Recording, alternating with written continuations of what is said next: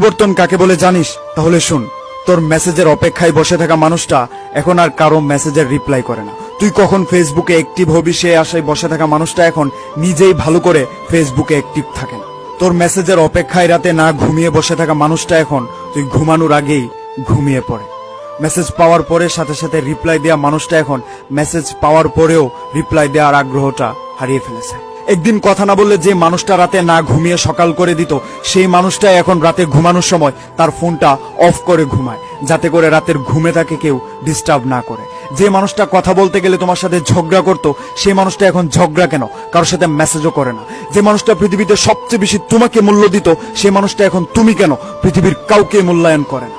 দুঃখ সুখ সবার জীবনে থাকে, কেউ প্রকাশ করে কেউ করে না। তবে হ্যাঁ, আমি প্রকাশ করি। তার মানে এইটা নয় তোর প্রতি এটা আমার দুর্বলতা। একটা কথা মনে রাখবে, এটা তোর প্রতি আমার আবেগ কমে যাওয়ার আগাম বার্তা। কোনো একজন জ্ঞানী লোক বলেছিল যে অতীত থেকে কিছু শিখো, তাহলে জীবনে অনেক কিছু করতে পারবে।